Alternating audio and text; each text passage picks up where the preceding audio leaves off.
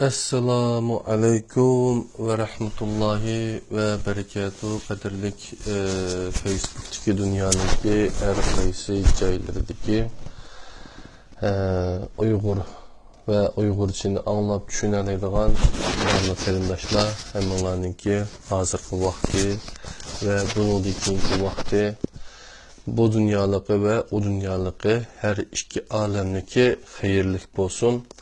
Ben Abdülaziz Beştoğrak İstanbul'dan sizlerge Allah'ınki cennet salamı olan Esselamu Aleyküm ve Rahmetullahi ve Berekatuhu degen salamını berip atman. Keynimizi qaraydigan bolsak, üstüde iz degen Abdurrahim Ötkür ustazdınki iz romanıdın kiriş sözü, kiriş şiiri. Yaş edik, uzun seferge atlanıp mangandı biz. Mana atkı mingüdek bop kaldı eni nevrimiz degen şiir ba. Şu şiir pütülgen bir gilem, Yösün xatlik gilem bilen hatırlatken halette bu merhum dadamınki vatandın ağaç gelgen bir abidisitti. Allah yatkan yerimi cennet tutsun. Şu yaşam günü berip mazırını yoklap şöyle bir Yasin sürüsünü Uygurcusunu okup dua keldik kaderli kardeşler. Kaç günü biz Enes Hacim'ninki Kur'an-ı Kerim ve izahlık tercümesi, Kur'an-ı Kerim ve izah tercümesi degen kitap, yani Kur'an-ı Kerim'nin meali tercümesinden çıqqanlığını haberini bergenden keyin bütkül dünyadaki nurgula kırındaşlar bunundan haberdar boldu. Aldı bilen kitaptaki çıkışının haberini tanışıgan vaqtda Kanada'daki kırındaşlar biz şu kitapni alsak bizge ep kuyanlar tügep ketmesin degenler oldu. Hazır mı başka karındaşlarımı debatıdı. Neç gün yankısı şu kitapını selüvatı men Kanada, Avrupa, yani Japonya degendikçe yerligi. Yine devamlık zakaz kılıvatkan karındaşlarımı ba. Elbette bizimki Ramazan bayrımı, Ramazan iyi kep kılıvatıdı. Neç güllü kaldı Ramazan mübarek Ramazan iyimiz başlandığında şonlaşka hemmeylen üzününki manevi cihetten teyarlığını ravuruz kılıp Kur'an-ı Kerim bilen şu Ramazan'ı başlıverişini oyluğan buluşu mümkün. Allah Subhanahu Teala hemimizdeki güzel bir hayatımızdaki unutulgusuz Ramazan'ınki birisi buluş için yaxşı tayyorligimizni puxta qilishga ve o'qigan Qur'onimizningki mushu Ramazonda bizning hayotimizda yangicha bir o'zgarish, yangicha bir hayot barpo qiladiganға Qur'onimizningki ishongan holatda, ya'ni İçinde hiç kandak şek şübü bolmagan kitapның Kur'an-ı Kerim işkenligi işengen halatda Sure Bakara'nın 2. sure Bakara'nın en 5. ayet. Yani başka kitaplarda şek yok, şek şübüsüz hiç kandak bir nersi yok degenge biz işenmeymiz çünkü Kur'an-ı Kerim'de zalikel kitap, kitapta içinde qat'i şek şübü bolmagan kitapnınki Allah'ın kitabı olan Kur'an-ı Kerim işkellikini, vehiy olan Kur'an-ı Kerim işkellikini bizge ta'kidlab öteklik kadarlı kırnaşlar. Ramazan yazıları diyen kitabını biz birlikte ügünüp öttük. Onun için bu Ramazan yazıları, yani Ramazan yazmalarının ki tor kitapta izlesenler Facebook'tan Android telefonlar için bunu düşürüp okuyanlar haksız tahtırlık avazlı kıpma sözlep koydak. İnşallah halıqallah tinşap Ramazan'ını tekrar yaxşı idrak kılar dep.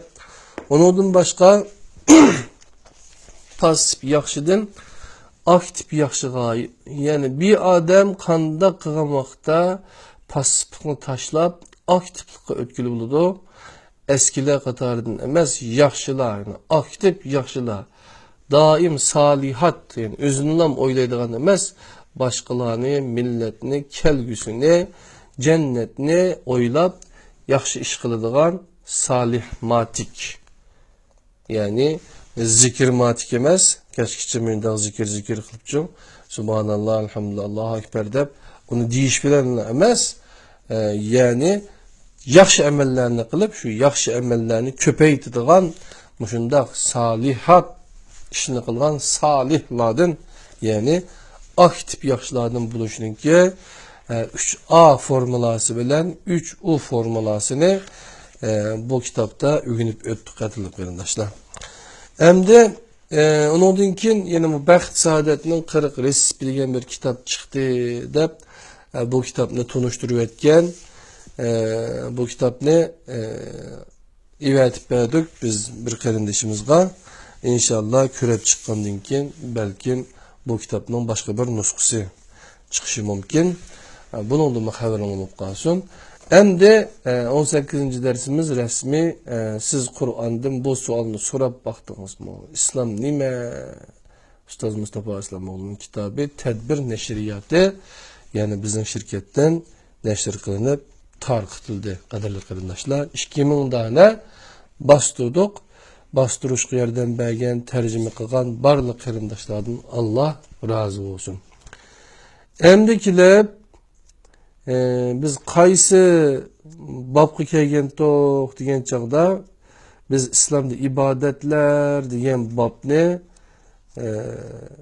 o'rganib nega kelgan to'q namoz Muhammad alayhissalom bilan boshlanganmi, namozning vaqtlari, qomat degan nima, azan boshqa dinga oid, tamam. Xutba degan nima deganni o'rganib bo'lgan to'q. Yani azan başka dinga oid muqaddas ibodatxonalarga qarata islomning pozitsiyasi qandoq degan yerga kelibmiz.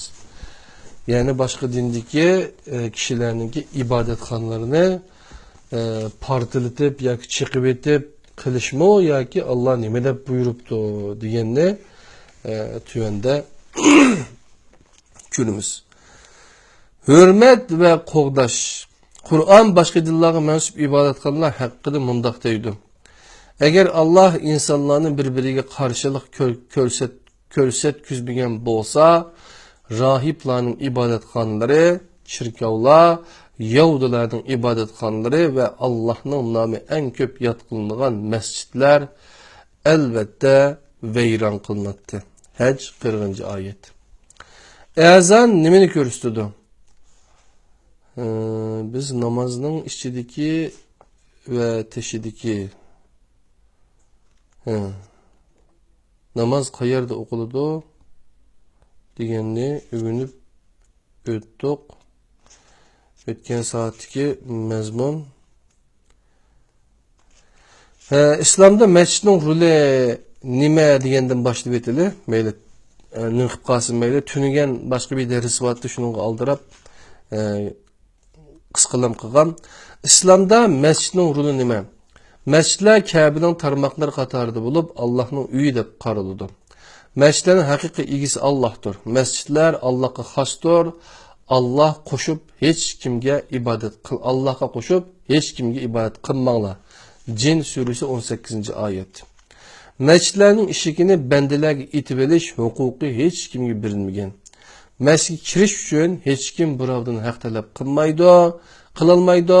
Masjidga kirish uchun uningga a'zo bo'lishning hojati yo'q. Masjidga kirib panohlanguchini hech kim sirtqa majburi chiqarib o'tmaydi. İslamda masjid faqat bir ibodatxona rolini o'ynab qolmasdan islom jamoatining va oilasining yurigidir. Masjidning roli xuddi yurakning ko'k tomir yo'li bilan kirlangan qonni yig'ib, tozlangan qonni qizil tomir orqali vujudga tarqatishga o'xshash bo'lib, islom jamoatining kundalik turmushda kirlangan a'zolarini yig'ib, ularni aqliy jihatdan bilim bilan, qalbiy jihatdan ibodat bilan poklab jamiyatga qaytardi. Juma kunining qandaq alaylıki bor? Cuma günü Müslümanlar üçün cem buluş günü. Cuma cem buluş, yığılış, kengiş degan bo'ladi. Yahudilarning shanba, Hristiyanlarning yakshanba kunidan Cuma günini ayırıp turgan eng muhim nokta Müslümanlarning Cumani haftalik ibadet günü deb qaramaslik bo'lib, Cuma namozini o'zguch qilgan oyat tijoratinglarni to'xtatib, Allohni yod qilish uchun kelinglar. Cuma 9-oyat. Bunun deb buyuruşudur. Bunun İslam'da Yahudilik veya Hristiyanlıkka o'xshash bir haftalik ibadet günü tushunchisi yo'q. Qolgan namozlarga o'xshash Cuma namozi mo müminlerge farz. Müslümanlar diyarida Cuma günü ta'til bo'lish kerakdi. Bu shariatni ijro qiladigan deb qarab qo'yilgan ish ekan. Cuma günü hatta namaz o'qib bo'lgandan keyin o'zinglarni rizqinglarni tilishing, tepishinglar uchun zaminga tarlinglar deb Allohninki alaydan buyruqi bor. Cuma günü demelinglar deb gap yo'q. Cuma günü ishlanglar deb gap bor Qur'oni Karimda. Cuma namozi qandoq namoz? Cuma namozi har mo'minga farz qilingan bir ilohiy buyruq bo'lib, Cuma 9-oyat musulmonlarning jamoat shaklida ado qilishi zürül bo'lgan haftalik ibadeti. Cuma namazı Cuma günü peşin namazının o'rniga ado qilinadi. Cuma o'qigan kishining peşin namazı o'qishining hojati yo'q.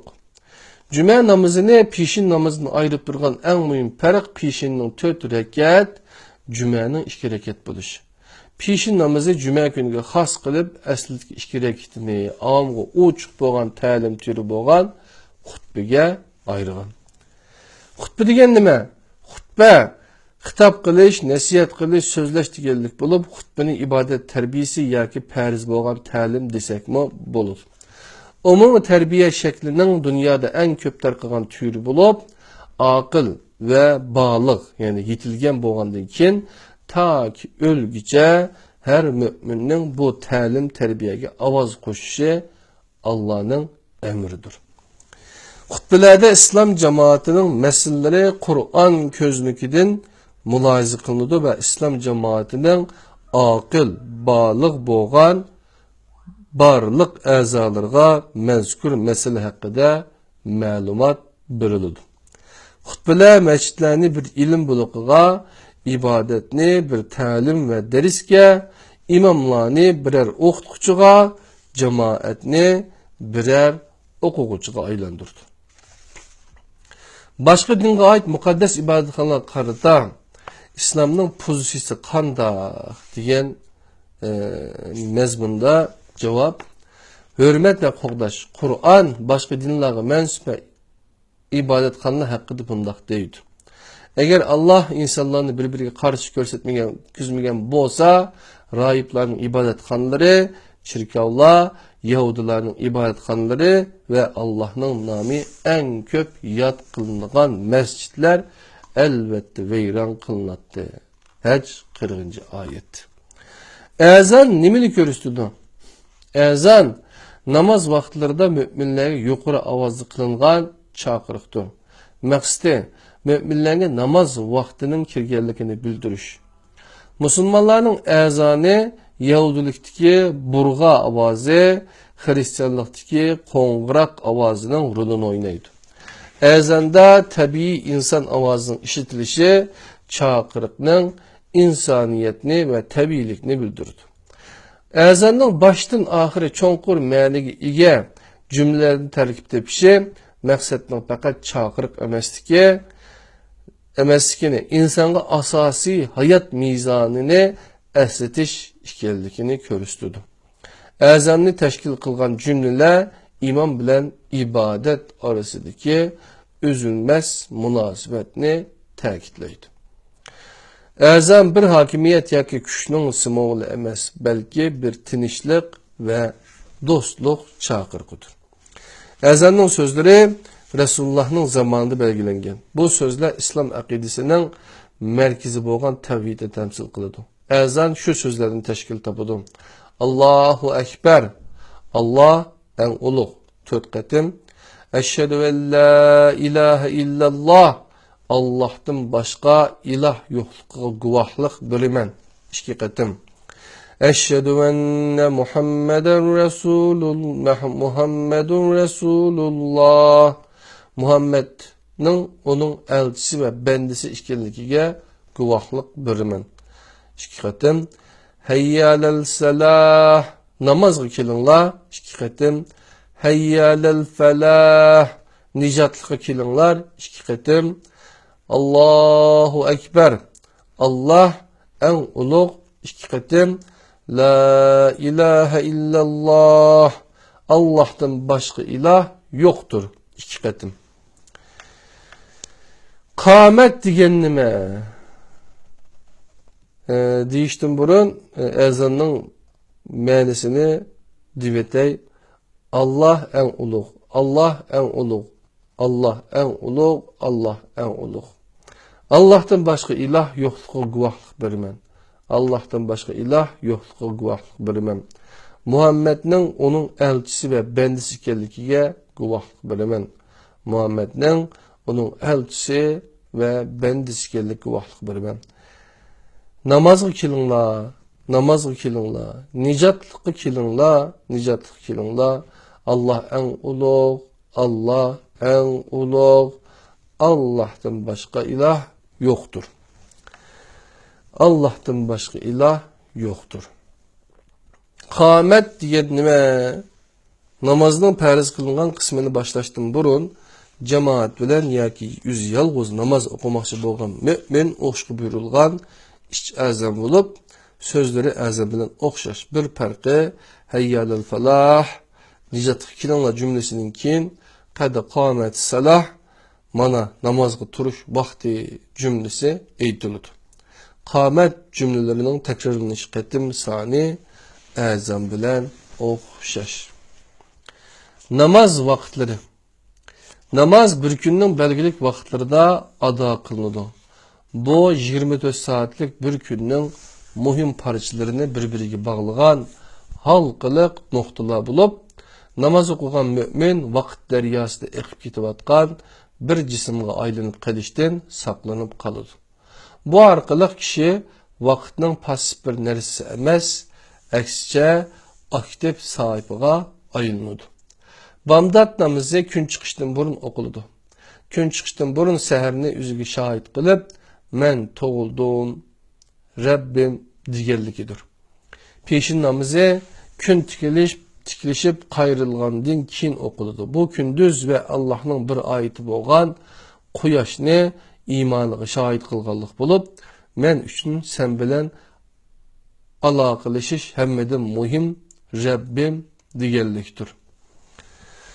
Asr, ya'ni namoz degan peshin bilan sham namozi arasida o'qiladi. Bu bir kunning eng aldirash vaqtida ishlarining aldirash bo'lishi qaramasdan ilohiy uchirishni tashlab qo'ymadim, huzuringa keldim, Rabbim deganlikdir.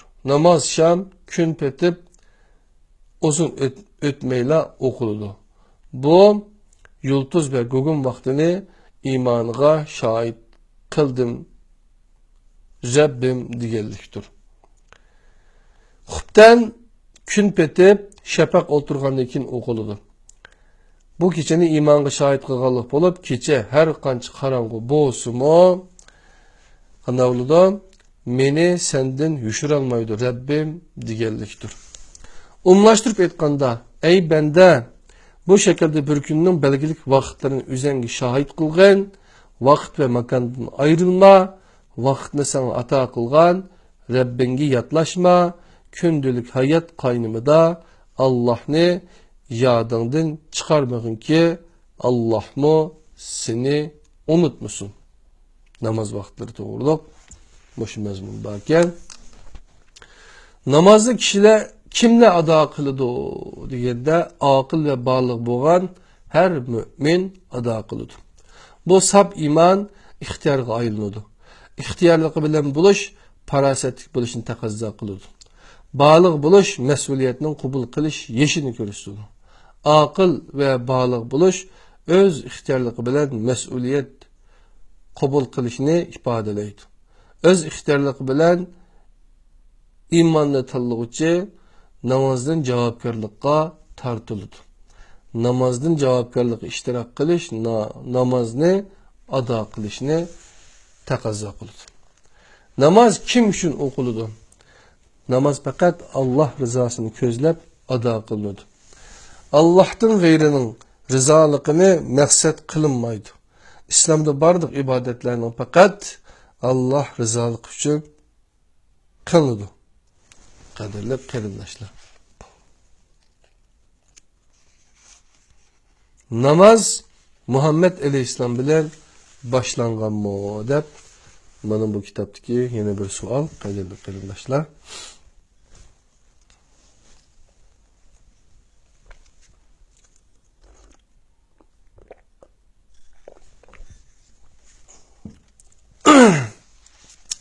Yani nime Ramazan yaqinlashib bag'ishqa necha kunlik qoldi. Yani qo'limizda 80 betlik mazmun bor qadrli qarindoshlar. 80 bet deganimi bir kunda 10 bet o'qisima aran tugaydi. Yani 8 kunda. Yani bunu bir ish qilib yine bu 4 kunda ya tugutishni, hiç olmasa Ramazan kirishdan burun ish qilib buni tugutishni Allah bizga asan qilsin. Ondan keyin inşallah her günü bir para şu tercüme Kur'an'ı özara okup ben sizlerge okusam sizlerimi tinçsanlar ya ki üzerine Kur'an'ı setvelip okusanlar buludu. O 30 günlük faaliyette şunu kılış bir mesleğetleştik, şunu kılışım mümkün. Namaz Muhammed Aleyhisselam bilen başlangan bu. Namaz Muhammed Aleyhisselam bilen başlanmagan Kur'an ilgili elçilerinin namazından məlumat verildi. Salat kelimesinin özü dua ve bende diyeliktir. Dua tuncu insandan tartib bar bulup Muhammed Aleyhisselam üretken məndiki salatının ilgili nebilerinin bildiğallık hakkındaki məlumatla Kur'an'da yer almakta. Salat ibadet mənisidir. İlgili vahiy mensuplarına buyurulgan. Beyyine 5. ayet. Salat barlıq Resullarga buyurulgan. Enbiya 73. ayet. İsmail Aleyhisselam əhlinin namazı buyurulgan. Meryem 55. ayet. Salat Beni İsrail'den elingan 5 türlük vədudun birisidir. Bakara 83. Musa Aleyhisselam'a tevhidinkin salat buyurulgan. Taha 14. ayet. Lokman oğluğa salatni vesiyet qilgan. Lokman 17. ayet. Meryem oğlu İsa buyurulgan iki prensipten birisi salat idi. Meryem 31. ayet. Kur'an'ın bu məlumatını delileydiğen bazı məlumatlar kanonik İncil'lerden bazıları uçuruydu. Mesela İncil yazmışlardan Markos, Meryem oğlu İsa Aleyhisselam'ın ahir keçisini bayan kılganda İsa Aleyhisselam'ın Petrus, Yakup ve Yuhanna bilen birge yurtunu taşlap Iraklığa ketkenligini ve secdede dua kılışqa başlaganligini bayan kılıdı. Markos bayan kılgan secdede dua kılış deginini aslida Kur'an salat deb atıgan nersinin del yüzü. Markos'un bu cümlesi Müslümanның namazının en yukarı perdesi olan secdenin başkaça ifadelenişi. Zakat degan nima? Hem de bizim özümüzün temisi keldik, kadarlı qarindoshlar.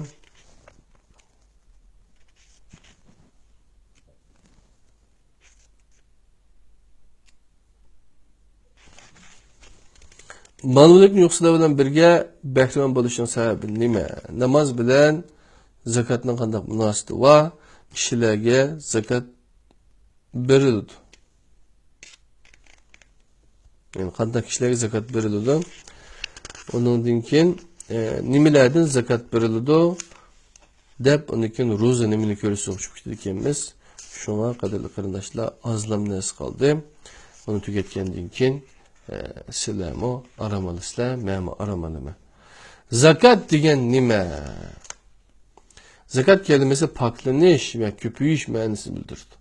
O bergüçünü ma'naviy jihatdan paklab, malining barakatini oshiradiganlik uchun zakat deb atalgan. Zakat ve bereket kelimesi Kur'an'da o'xshash sanda 32 qatim tilga ilinishi nihoyat cho'nqur ma'niga ega. Rasyonal matematikada 40 dan birini elversak 39 qoladi. Lekin iman matematikasida 40 dan birini elversak 400 qoladi. Zakat bergüçünün melinin köpüyüşü putangan taldaki üzümnin köpüyüşüge o'xshaydi.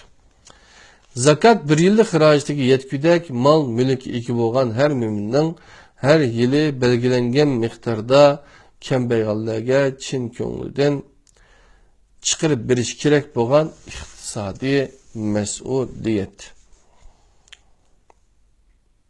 Zakatning maqsadi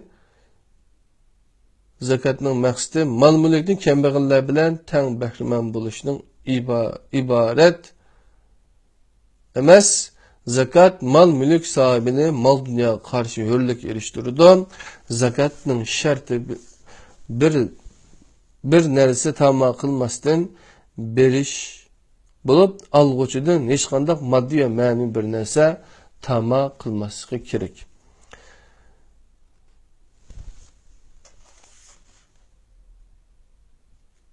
Kur'an-ı Kerim haklılığı ve iktisadi mesuliyet fakat Muhammed ümmetiyle periz kılıngan. Onundan bırakı ümmetlerge mo, mesela Musa ümmetiyle mo periz kılıngan. Yani kırındaşlar namaz doğruluk, namazın vaktini Allah subhanahu ta'ala Kur'an-ı Kerim'de üyütüyle Peygamber Aleyhisselam kadar. Yani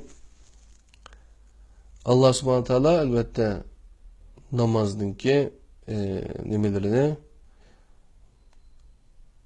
Kur'an-ı Kerim'de vaktini kanda kılış şekli doğruluk olanı ügütüglük Allah subhanahu ta'ala ayetler bilen işaret verildik. Peygamber Aleyhisselam bizim nebi bu başka Peygamber Aleyhisselam'ınki hayatı da kıganları nime edilse şu Kur'an-ı Kerim'den icrasıdan başka bir nersi emez. Lokman oğluğa salatni vasiyat qilgan. Lokman 17-ayet. Meryem oğlu İsa'ga buyurilgan iki prinsipten birisi salat idi. Meryem 31-ayet. Kur'an'ın bu ma'lumotini dalillaydigan ba'zi ma'lumotlar kanonik İncillardan ba'zida uchraydi. Masalan, İncil yozuvchilaridan Markos Meryem oğlu İsa Aleyhisselam'ın ahirki kechisini bayon qilganda İsa Aleyhisselam'ın Petrus, Yaqub va Yuhanna bilan birga yurtini tashlab Yiroqlarga ketganligini ve secde dua qilish başlaganligini bayon qildi. Markos bayon qilgan secdede dua qilish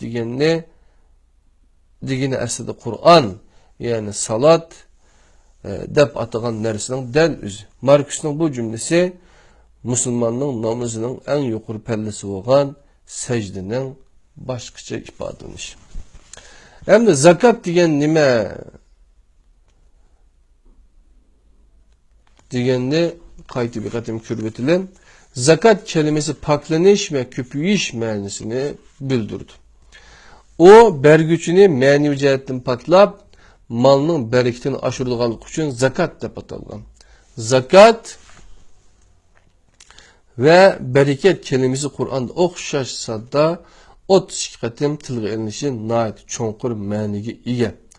Rasyonel matematikada 40'dan birini elemezsek qancha qoladi? 39. Lekin iman matematikasida 40'dan birini elemezsek 39 emas, 100 qoladi. Zakat bergüçünün belinin köpüyüşü putangan taldaki üzümnin köpüyüşü o'xshaydi.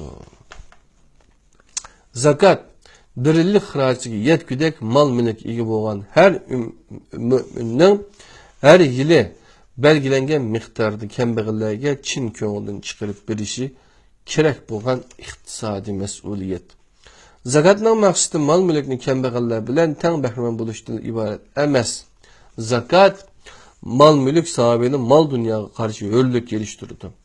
Zakatning sharti bir narsa tamam qilmasdan bir ish bo'lib, alg'uchidan yani örlügüş. Zakatning sharti bir narsa tamom qilmasdan bir ish bo'lib, alg'uchidan hech qanday moddiy va ma'naviy bir narsa tamom qilmasligi kerak. Qur'onga ko'ra poklig'uchi iqtisodiy mas'uliyat faqat Muhammad ummatiga farz qilinmagan. Onun boruq ümmetlerge masalan Musa ümmetiga farz qilingan. Baqara 83. ayet. Şoňa zakat toğruluq abdan ügün bolsa qadırlı qarindoshlar, hayatımızda bizma naýat köp zakat beradigan kişilerden qılay. İnfaq degan nima? Qur'on zakatdan boshqa yana infaq va sadiqa haqida to'xtaladi. Infaq mümin kişinin Allah rızası için ada qilgan, mecburi bo'lmagan har xil qahramon buluş hareketini ko'rsatadi. İnfaq türünüp çıkan nafaka söz tumuri qo'ldan chiqib ketdi, tugidi, oxirlash degan ma'noni bildirdi. İnfaq atalg'u sifatida boylik yetkizdigan bir narsani shunga muhtoj kishi bilan bahramand bo'lish ma'nosini bildirdi. Sözning o'timlik bo'lishi bir boshqasi bo'lmay turib, bu odatni amalga oshirg'ili bo'lmaydiganligini bildirdi. Qur'on infaq sifatida ko'p to'xtaladi. Mo'minlarni infaqqa qiziqtirdi. Qur'on infaqning jannatga, pishiqlikning jahannamga elib boradigan bir yo'l ekanligini bu oyat bilan ifodalaydi. Pul melini Allah'ning rizoligi uchun sarf qilgan, taqvodorlik Allohga muhtoj ekanligini bilgan holda harakat qilgan, kalima tavhidni tasdiq qilgan bu odam kelsak, onunğa biz yaxşı yolunu muyassar qilib berimiz. Bexillik qilib Allah'ның savabının ömrünü bihacet hesaplagan, kelime tevhidini inkar qilgan adamga kelsak, biz onunğa yaman yolunu muyassar qilib berimiz. Leyl 5. ayetden 10. ayetgacha. Kur'an infaqni nifaqqa qalqan sifatida bayon qiladi. Meyli mollukda yoki yo'qsullikda bo'lsin. Ig'irlik infaq qilishga buyurdi. Qur'onning infaq, nifaq qarama-qarshiligi nihoyat aniq. Qalbida nifaq bo'lganlarga mushundaq deyildi. Aytqinki, ey munofiqlar jamoat, sizlar ixtiyoriy yoki majburiy yusunda infaq qanchalik mal mülk sarf qilsanglar mu hergiz yani münafıklar aytqinki münafıklar jamoat sizlar ixtiyor yoki majburiy yusunda infaq hergiz qabul qilinmaydi. Chunki sizlar Allohning itoatidan chiqqan qavm bo'ldinglar. Tavba 53. Onun davomidagi ayette münafıkların infaklarının qabul kılınması sebepler mundaq bayan qılındı. Ularning bergen nafiqlari infaqlari şunun üçün qabul bo'lmaydi ki ular Allohni va Allohning rasulini inkar qiladi. Namozni xo'sh yoqmaslik bilan o'qiydi. Pul melini razılık bilan bermaydi. Ameliyatda Allah üçün berilgan bir iş emas aksi iliştir. Çünkü Allah için bergüçüler Allah tarafından özüge bir iş toygusu berilgenlerdir. Allah'a beklemen birisi Allah'a kılıç beşini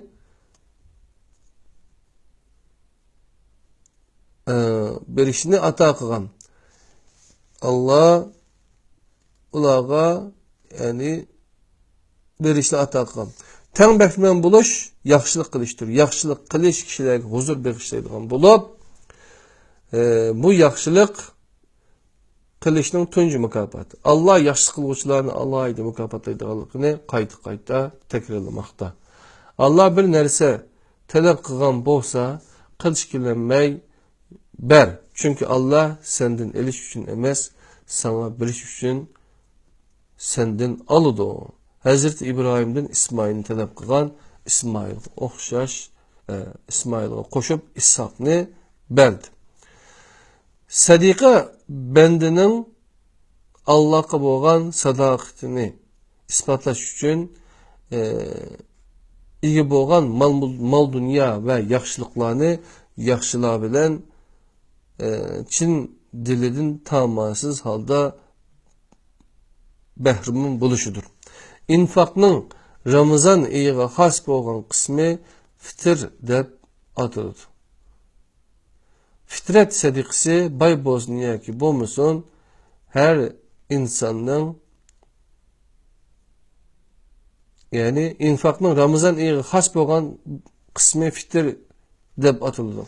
Fitret sadiqisi bay boğan bolsun bolmasun her inkasının mevcudi buluş infaq məsuliyeti boğalık üçün muşundaq atalğa. Yani infaq doğruluq toxtulub ustaz infaq degen nime degenni sözlep yezip mene muşu Kur'an'dan muşu cevaplarını beripti qadarlı qarindaşlar. Təng bəhrəman buluş əxlaqı qandaq buludu? İnfaq bilen üsüm arasında münasibet var mı?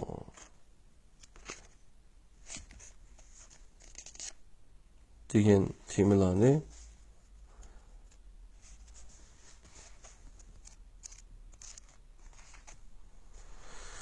Təng bəhrəman buluş əxlaqı qandaq buludunu ögendik qadarlı qarindaşlar. Endi yeni bir mühim mezmundan birisi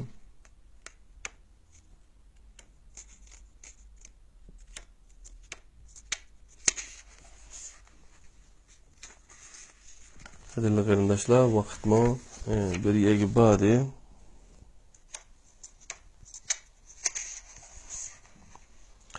Yani 35 minut boptu qadirli qarindaşlar. Şonlaşqa bügen infaq, zakat toğruluq bir kiriş qilgan boldak. Təng bəhrəman buluş əxlaq qandaq qılıdı dep. Andagin infaq bilen üsüm arasında münasibet var mı degen mezmunken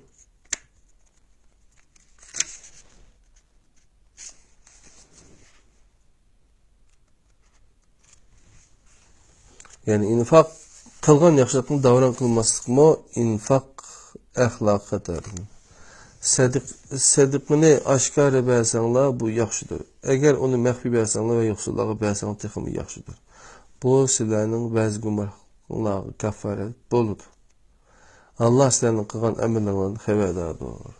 Bəqərə 271. ayet. Bəqərə suresi 271. ayet.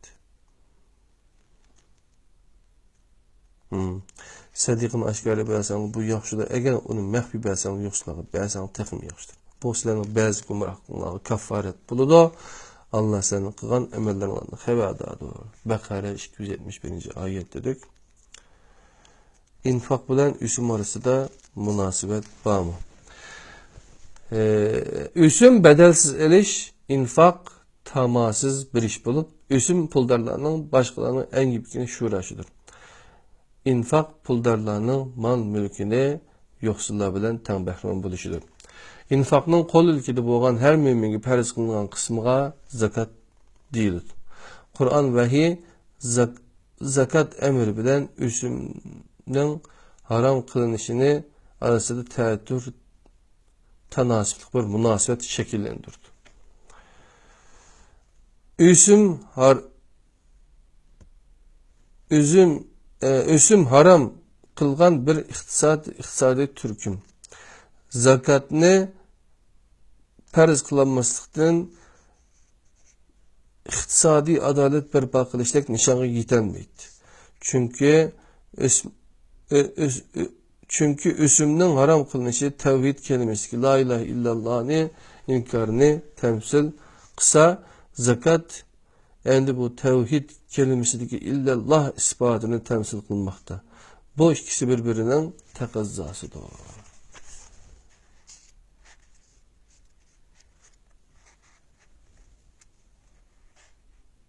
Qadirli qarindaşlar, Laos bilgen bir şey gece bu olsun. ve keçip gitti. İnşallah de yavaş yavaş yani bir kanca ders kılış arkalık bu kitabını birlikte 20. halkada inşallah muşa haftanın içinde ya ki keyingi hafta geçe boğan aralıkta